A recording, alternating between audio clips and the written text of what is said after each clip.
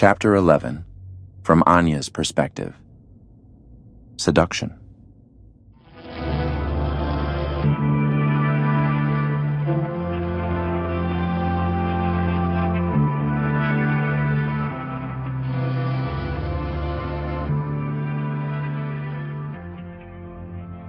The pulse I feel all the way to my fingertips is driving me crazy. I'm seriously considering whether to delete their numbers or keep them. I want nothing to do with the group. Actually, I should probably call the police and report everything I've seen. Raphael and Nicole tried to poison us, and they wanted to kill me too. I Googled it, but I couldn't find anything about Noctis Lab. There's nothing about it anywhere online. I think about Teresa, how she had to vomit and collapsed in front of me. All because of some dangerous game, the meaning of which I still don't fully understand. This has nothing to do with vampires anymore. I want answers. Even though I want nothing more to do with this group, I demand an explanation. I look out over Heidelberg. The sun has set. Rain is pounding against the window. I open it and let the cold breeze mess up my hair.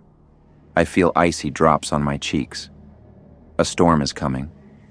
The doorbell rings. No one was expected.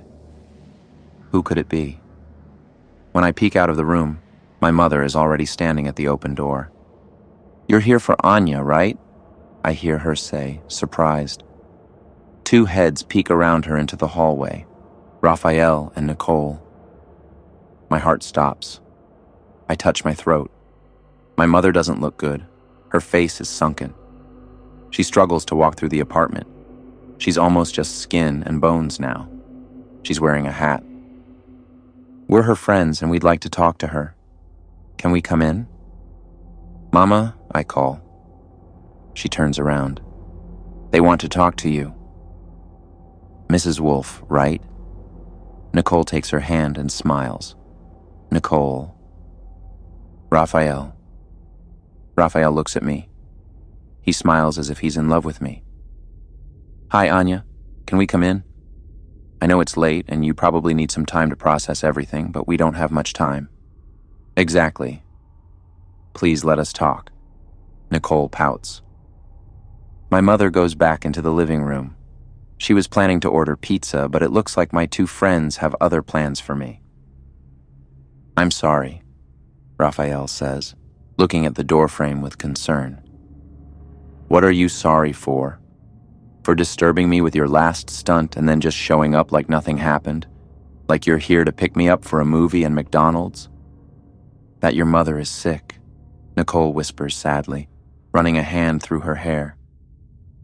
"I don't need pity. From anyone. I'm tired of it." "You're right. Pity hasn't helped anyone." Raphael clears his throat. "Please, Anya. We just want to come in for a minute and talk." I look at them. They seem serious and look so sad. They can't be that good at acting. Damn, it feels like a curse. They have this way about them that makes you trust them instantly. I sigh and nod toward the hallway. "All right, come in." A smile crosses their faces. They thank me and carefully take off their shoes. We sit in the kitchen, and I offer them something to drink. "Just water for us," says Raphael. I bring them their drinks and sit down with them. I look at them expectantly. "So, you wanted to talk? What's with Raphael's wound? He's not wearing a bandage anymore. I don't see any trace of the cut. Maybe it was just a trick. Part of the game? What you saw is usually only shown to players with at least a year of experience," Nicole says with regret. Raphael continues. "We don't have time to explain everything in detail, but I'll do my best. Our game is more than just a game." I saw that. "Listen to me, Anya." He's irritated, but pulls himself together. "This isn't fun. It's of the utmost importance that you know the truth. As the group, we've been playing with other groups for years. We are globally connected. We have contacts in city councils, politics, and business. Without our generous donors, none of this would be possible. One of your donors is Noctis Lab, right? Why can't I find anything about this organization online? A shadow darkens their faces. Bingo. Gotcha. Something's fishy. And why do I not see a bandage? Did you cut your hand or not? What was in that chalice and what was in the syringes? You ask a lot of questions, Anya, and that's good. Raphael folds his hands. He collects himself as though it's hard for him to talk to me about this. We're an international organization. Our goal is to create a new kind of person, one who will make the Earth a better place. Are you trying to stop climate change or fight world hunger? Nicole furrows her brow. I hear the sarcasm in your voice. You can't stand us anymore and think we're just a bunch of underachieving freaks? Escapees begging to be hated even more. Is that it? Raphael continues. Giving nature space and protecting the environment is one of the 1,000 goals we have on our agenda. But it's not the only one. That would be as silly as starting an animal rights party. Shouldn't animal and environmental protection be part of every political party's platform? But honestly, who still seriously believes in political parties? Eventually, you have to grow up and realize that this system has to die, that everything here is an illusion that is real enough to stink so badly that it knocks my shoes off. We exist to truly transform the world into a better place. We're already over 100 million members, Nicole announces excitedly. I can't help but laugh. This can't be serious. 100 million members? That's more than Germany's entire population. Why have I never heard of you before? Because we don't look for newcomers. We find them. And we've found you, dear Anya. You have potential for great things. You're smart, you're interested, but you're afraid, and that's understandable. We were too, weren't we, Raphael? He nods. His dark eyes seem to look right into my soul. I shake off the thought. As silly as it sounds, I feel like he might be able to read my mind, even if it's just fragments. Have you already started your own political parties or actually done something for a charitable cause? I ask. If they have such a massive network, there must be a lot of money behind it. Nicole glances slyly like a cunning lizard at the door leading to the living room. We are leading the way in curing cancer. Then you should go public and stop talking about it. Parties. Raphael laughs crudely and scratches his temple. Parties are a show. Puppets. Oh my God, my neighbor said at the barbecue and beer that this party wants to poison my kids. But I won't let anyone force an ideology on me. Oh my God. My TV said that if I vote for this party, I'll be a Nazi. And my TV doesn't like Nazis and conspiracy theorists. Oh, but if this party comes to power, I'll emigrate. And in the end, they all stay here and shut the hell up. Raphael raises his hands and imitates people in a high-pitched, exaggerated voice. Look at all the faces on the posters. What's even written on them? Empty slogans and hollow phrases. Talk about prosperity. Prosperity for all. Europe, dare to try. For a safe Europe. Lower rents. Deport criminal foreigners. For a Germany we want to live in. Boomer crap. Boomer crap aimed at the peasants. The boomers are old and want the youth to keep their mouths shut, so they can die in peace and still consume until they jump into the coffin. They want to hold on to their prosperity. But the days of prosperity are over. The fat years are over. And it's awesome. Inflation is higher than ever, and the new generation can barely keep the crap running. But they're only polishing the silverware on the Titanic. His rambling pisses me off. I know how the world works. Did he come here to fill me with political nonsense? And what are you doing if you're so great? Raphael leans back. Nicole places her hand under her chin with a smirk. We're sinking the ship. We are the iceberg. You want to fight against the existing order? I ask. Of course, Nicole confirms proudly. Who wouldn't want to? States are the natural enemy of freedom. As soon as a state becomes life-denying, it must be destroyed. This capitalist system is the perfect proof. It's just barely keeping itself afloat, but it's not creating anything anymore. At the same time, it suppresses life and its free development. But this system desperately clings to life support machines. But they're not real. They're just words and ideas. Once the people realize their power, the charade is over, and the state will show its true face. Then it will strike out. And then you must strike back. Raphael finishes his water. In other countries, people are a bit more honest. But what I hate most about Germany is this bureaucratic moral babble about freedom of speech, rights, maybe this and maybe that, and so on. Funny, isn't it? Almost everyone is an atheist, but every discussion revolves around who Jesus would like most. Isn't that right? But that has nothing to do with Jesus. Morality transcends all religions. Whether you're a good person or not has nothing to do with religion. Look at the people and listen to them. Everyone has this dualistic Christian nonsense that the sons of Abraham gave us. We want to sit down and really deal with the important topics of life. And those would be? Not dividing people into good and evil, but into life-affirming and life-denying. We don't think in terms of good and evil. We think in terms of good and bad. But if there were no more morality, we would all be tearing each other's throats out. That's no way for a society to function. The two of them look at each other as if my words are those of a naive child. Forget about political extremists. A person who is willing to use violence and kill for their cause is already closer to the natural order than a cuck who talks about morality and democracy. But still, most extremists are freaks who can't channel their aggression properly. Nicole sounds disturbingly convinced. I didn't expect this from her. No one has the right to kill others, I snarl, feeling my anger rise. Their words are hurtful. So much hate has built up in them. When will it break out? When will the fake bloodlust become real? Rights were only invented and eventually written down. Fists and teeth were born with us. They've always been there. The natural state of nature is struggle and death. And once you understand that, it frees you. Believe me. Raphael places his hand on mine. I pull it back. I don't want him touching me.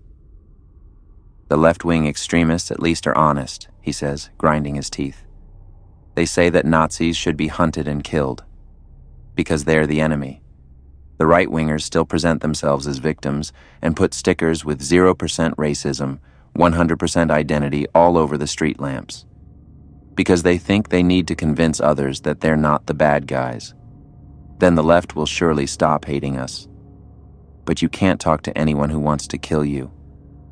But I didn't want to talk politics with you. We're going too deep into the rabbit hole. We actually wanted to encourage you to come to us tomorrow. No, guys, not interested. Your talk is giving me a headache. It's too much hate. You sound like Nazis yourselves. Nicole rolls her eyes. You're putting us into a duality. We are neither one nor the other. Every side has a power within it that can be used. But in the end, most people are just lost souls. We need to overcome politics. We are something entirely our own, something that can't be put into words, and definitely not into parties. It's time to wake up, Anya. Our words may sound harsh and hurtful, but we only want what's best for you, because we want to be your friends. You may see it differently now, but we don't want to lose you. You mean your cult doesn't want to lose a member? We don't want to lose a good person, Raphael says angrily, his fist pounding on the table. Nicole and I are impressed by you, because you are, after all, a good person. He leans back and says the next words carefully. And you should learn the truth. The doorbell rings. Please, no more visitors. Did you invite more people? Sorry, but I'd like to end this house party. Nicole and Raphael exchange a look. No, we didn't. No idea who that is. What happened to the others when they shot up that stuff? I saw Teresa puke. If you tried to poison us, I'll have the police on your asses and throats. Anything that goes for the throat is good and right, Nicole laughs. I'm not in the mood for vampire jokes. Seriously, I murmur. The door opens and my mom comes in with 2 boxes. Oh right, the pizza. I wasn't sure if you were staying longer, but I ordered a family pizza for you in case you're hungry. Raphael rubs his hands together and looks at my mom gratefully. Thank you, Mrs. Wolf, for thinking of us. We weren't planning to stay this long, but now we've changed our minds. He laughs. It's the same laugh that made him seem so charming at first. I almost had a crush on this smooth talker, but only almost. I'm tired. I want to go to bed now, I say, annoyed, and stand up. Anya. My mom scolds me with a stern look. Her eyes are saying that I should sit down again and entertain our guests. Nicole grabs a steaming piece of salami pizza. My mom sets a Coke on the table. Nicole takes a bite. Thanks, Mrs. Wolf. Really nice. Raphael shoots her a warning glance. After a moment of staring, he gives in. I'm not really in the mood for food. But don't overeat again, Nicole. I look at Raphael. Chill, she's only had 1 piece. Just a well-meaning advice. You really like bossing people around, don't you? That's in your blood, huh? You have no idea what's hidden in the blood, Anya. I don't want to say it again. I want to be your friend. But I can't force it. He nudges Nicole on the shoulder, and she holds her burnt lip. I'll wait outside for you. I don't want to sit through this play anymore. Raphael stands up. He stops at the doorframe. Goodbye, Anya. Ciao, I say coldly, but he's already left the house. Nicole has her mouth full and holds her hand in front of it as she chews. So if I should leave, just be honest. I drop my head onto my elbow. Go ahead, eat. I just don't want to get worked up anymore. I pour us both some Coke. Nicole takes another piece. She nods toward the small pizza box in front of me. Don't you want any of your pizza? No, I've lost my appetite. Can I try a bite? You won't like it, it's vegan. Nicole grunts in acknowledgement. Her eyes widen. I think that's great, honestly. I've lived vegan before too. Now I eat whatever, but I think it's awesome that you do it. The world is in such a bad state because people need to eat animals. What it costs in resources, water and farmland. Rainforests are being cut down. For meat and industry. But also because everyone wants cell phones and cars.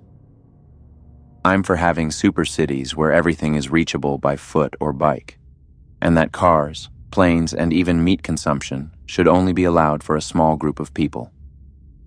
So, the elite. And the regular people should eat bugs or soy and have to bike, right? I think you have a wrong impression of me. I'm not one of those do-gooder vegans, the ones who hold up signs and try to convert everyone. I do it for myself because it feels right to me.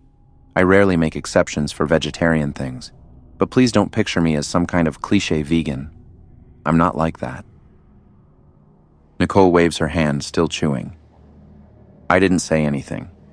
Like I said, I think it's cool. We take too much from what the world offers.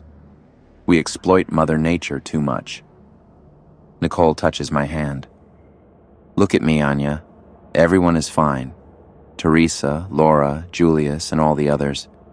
Nothing happened to anyone. She strokes my wrist. I feel hot. I can't look away from her eyes. Are they sparkling? She shakes her wavy dark hair. You're nervous. I understand. Take a deep breath. Okay, I say, not wanting to close my eyes. A deep breath. And slowly breathe out through your mouth. We do this a few times. Nicole's hand finds my wrist. She strokes my arm. I can't stop looking into her eyes. The air around us smells sweet. My heartbeat starts to calm down. What smells so good here? Is it Nicole's body scent? Like dew on a rose.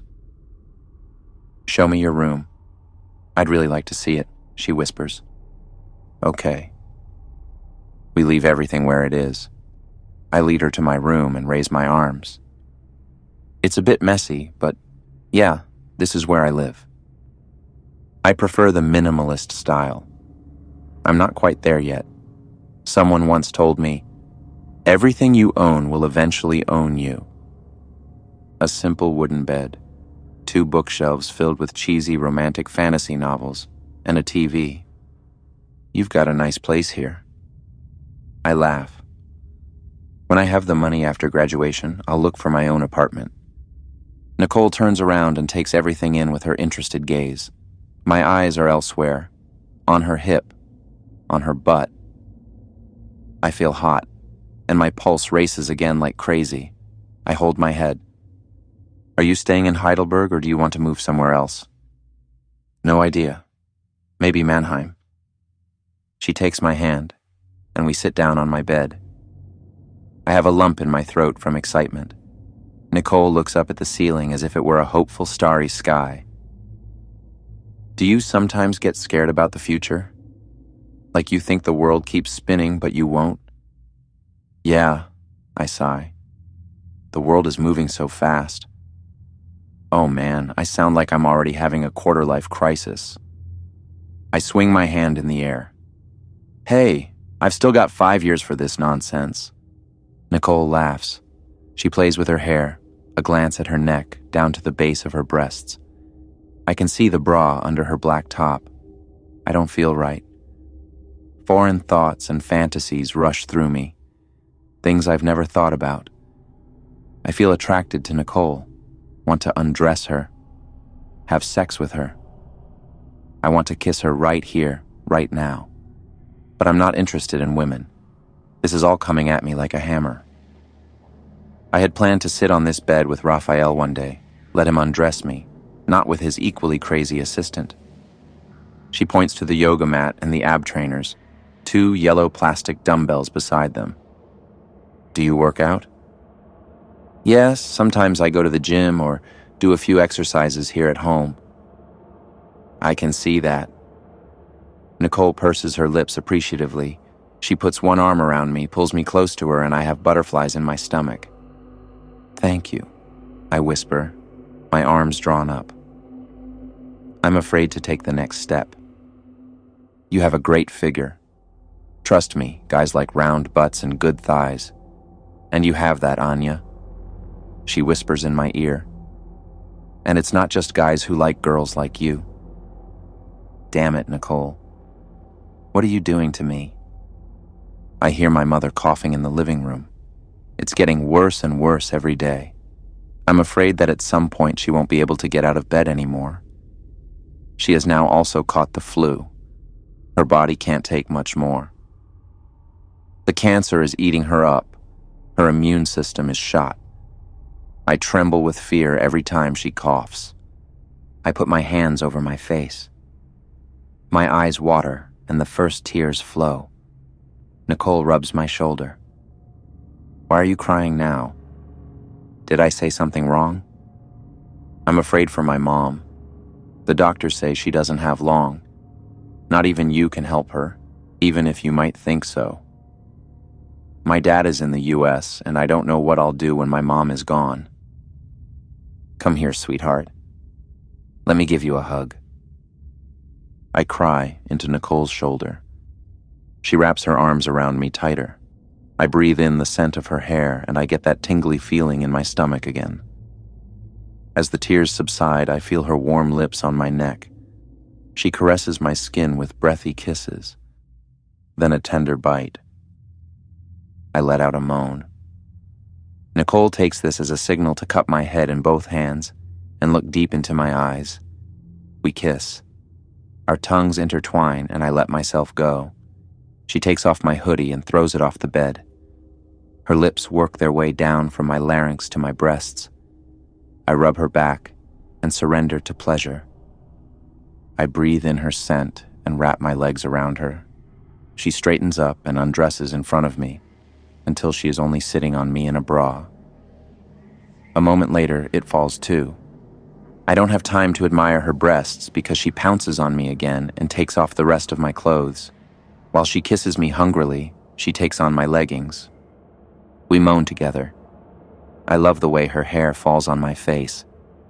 Her hand moves between my legs. She caresses the inside of my thighs. Her fingers disappear into my panties. My body rears up and I clench my teeth. My hips move rhythmically towards her. I have lost all sense of time. I just realize that I am about to have sex with a woman. I open my eyes wide and push her off me by the shoulders. "Stop, stop," I scream.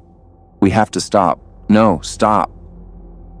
Nicole rolls onto her side and I jump out of bed. We are both naked except for our socks. I grab my hoodie off the floor and hold it in front of me to cover my breasts and vagina. "Anya," Nicole whines. "Everything can happen. Nothing has to." Nothing happened, did it? Or did I hurt you? She sits up straight in bed. I bite my lip and shake my head. "No, you didn't. It's just..." I look at her directly. My fingers dig into the fabric. "I'm just not into women. Okay?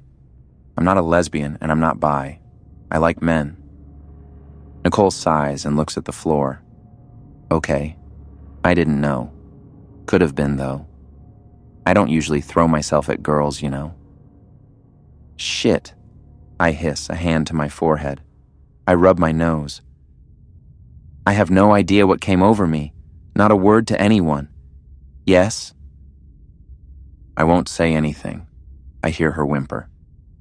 Nicole gathers her things together and gets dressed again. "Fuck, really? What did you imagine? How would it have continued? What were you thinking?" "I don't know." Nicole is on the verge of crying. She presses her hands to her face. We're silent. I can't look at her anymore. Please just let her finish and leave me alone as soon as possible. Isn't Raphael waiting for her outside? And she can forget about me going to her stupid vampire game again. Now I have a really bad conscience. That I've ruined our friendship. First the ritual, our talk of politics, and now I wanted to seduce you. Anya, please. You have to forgive me. I don't know what's wrong with me either. Then get help. But I can't help you. I'm taking antidepressants myself because otherwise I can't get out of bed anymore. I think it's better if you leave now. Nicole chokes. With her hand over her mouth, she storms past me into the bathroom. I follow her. She throws up several times. "Do you need help?" "I'll be fine. It's fine. It's fine. I just have a slight food intolerance." The next gush. "From the pizza?" "Mm-hmm." Next load. I feel like throwing up too. I get dressed. She holds onto the toilet seat, trembling. Her knees are wobbling. With her arm in front of her mouth, she throws cold water in her face, a growl from the stomach area. "I'm leaving now." She chuckles and coughs. "Sorry about everything." "It's okay." She grabs her jacket and leaves. I see her strolling down the street with Raphael. He gestures and scolds her, but I can't understand her. "Has your visitor left already?" I heard someone throwing up. My mother is standing behind me in the hallway. I roll my eyes. "Yes, Mama. Nicole isn't feeling well. She felt sick. They hardly ate any of the pizza. Where are you going?" "I'm going to bed now. I need my rest." I flop down on the bed. Shit, I almost did it. Slept with Nicole. Now I think of her, recall the taste of her lips and the way she touched me, and I have no sexual desire for her, like being switched on and off at the flick of a switch. Just weird. I close the windows because it's raining again. A noise wakes me up in the night.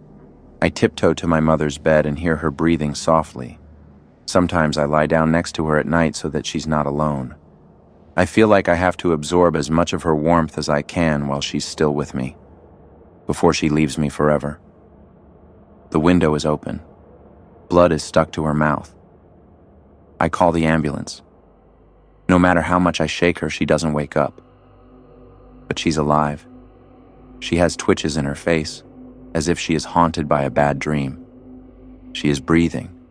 Her heart is beating. She is not dead. She will not die. But where does the blood on her mouth come from? As the light from the ambulance shines through the open window, I run to the door. My mother is unresponsive. They take her away. I am alone at home, staring at the front door, not knowing if my mother will ever return to me through it.